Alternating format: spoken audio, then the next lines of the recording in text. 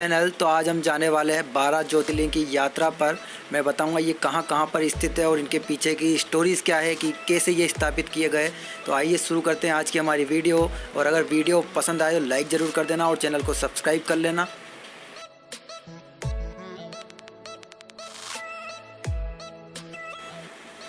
तो गाइज़, हमारे सामने जो सबसे पहला ज्योतिर्लिंग आता है वो है सोमनाथ का ज्योतिर्लिंग, जो कि गुजरात में स्थित है। ऐसा माना जाता है कि ज्योतिर्लिंग की स्थापना सबसे पहले की गई थी। अब बात करें इसके स्थापना के पीछे के कारण की, तो ऐसा माना जाता है कि जो चंद्रमा था उसको राजा दक्ष ने श्राप दिया था कि तुम धीरे धीरे समाप्त हो जाओगे।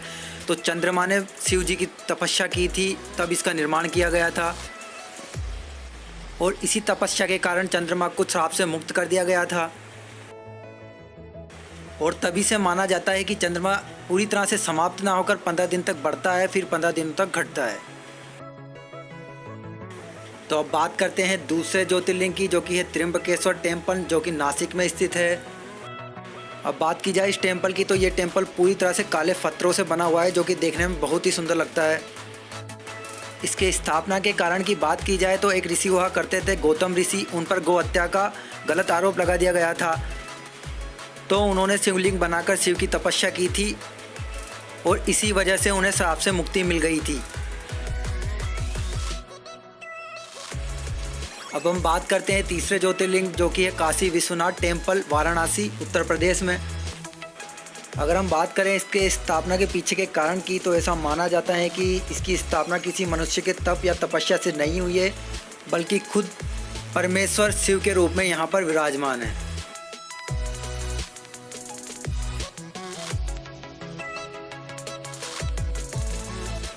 अब हमारे सामने आता है चौथा ज्योतिर्लिंग, जो कि है नागेश्वर ज्योतिर्लिंग। यह है द्वारिका, गुजरात में।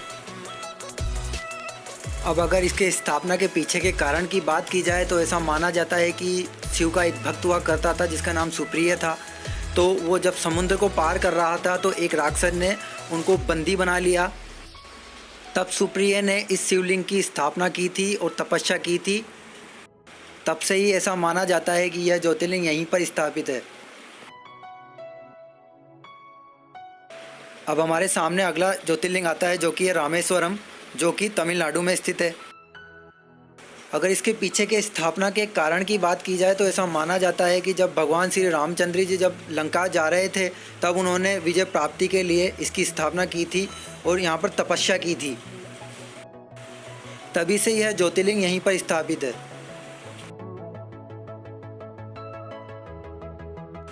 अब हमारे सामने जो अगला ज्योतिर्लिंग आता है वो है महाकालेश्वर, जो कि उज्जैन, मध्य प्रदेश में स्थित है। अब हम बात करें इसके स्थापना के कारण की, तो ऐसा माना जाता है कि अवंती, जो कि उज्जैन का पुराना नाम है, वहाँ पर एक व्यक्ति रहा करता था, वेदप्रिय। वो शिव का बहुत बड़ा भक्त था। तो जब अवंती पर राक्षसों ने आक्रमण किया तो वेदप्रिय ने इस शिवलिंग की स्थापना की, जिससे शिवजी प्रकट हुए और उन राक्षसों का वध किया। सभी राक्षसों को भस्म करने के बाद शिवजी ने उनकी जो राख थी वो अपने शरीर पर लगाई। इसी कारण से इस मंदिर में महाकाल को भस्म लगाई जाती है।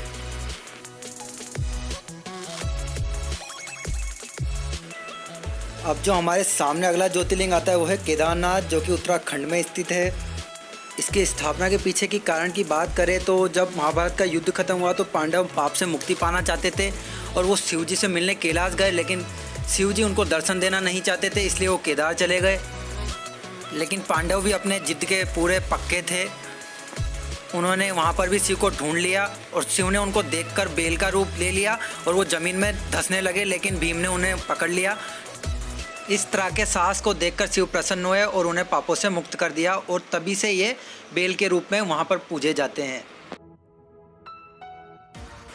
अब हमारे सामने अगला ज्योतिर्लिंग आता है, जो कि मल्लिकार्जुन टेम्पल, जो कि आंध्र प्रदेश में स्थित है। अब हम बात करें इसके स्थापना के कारण की, तो जब कार्तिकेय जब क्रोधित होकर जब कैलाश को छोड़कर चले गए थे क्रौंच पर्वत पर, तो वहाँ पर शिवजी उनको मनाने गए थे। तभी से ऐसा माना जाता है कि इस ज्योतिर्लिंग की स्थापना हुई। अब हमारे सामने जो अगला ज्योतिर्लिंग आता है वो है ग्रीनेश्वर टेम्पल, जो कि औरंगाबाद, महाराष्ट्र में स्थित है। अब हम बात करें इसके स्थापना के कारण की, तो एक ब्राह्मण हुआ करता था सुधर्मा, उसकी पत्नी थी सुदेहा, उनके कोई पुत्र नहीं था। तो सुदेहा ने अपनी बहन का विवाह अपने पति से कर दिया। तो जब उन्हें संतान की प्राप्ति हुई तो सुदेहा अपनी बहन से ईर्ष्या करने लगी और उसने उसके पुत्र की हत्या कर दी। इसके बाद सुदेहा की बहन ने शिवजी की कठोर तपस्या की और शिवजी प्रकट हुए और उस पुत्र को वापस जीवित कर दिया। तभी से यह ज्योतिर्लिंग यहीं स्थापित है। अब हम बात करते हैं अगले ज्योतिर्लिंग की, जो कि है भीमाशंकर टेम्पल, जो कि महाराष्ट्र में स्थित है। अब हम बात करें इसके स्थापना की, तो ऐसा माना जाता है कि भीमा नाम का एक राक्षस हुआ करता था। तो शिवजी ने उस राक्षस से मुक्ति दिलाने के लिए देवताओं को वादा किया था। तो अपने वादे के अनुसार शिवजी ने भीमा का वध किया और वहीं पर शिवलिंग के रूप में पूजे जाने लगे। अब हम बात करते हैं अगले ज्योतिर्लिंग की, जो कि है बैद्यनाथ टेम्पल, जो कि झारखंड में स्थित है।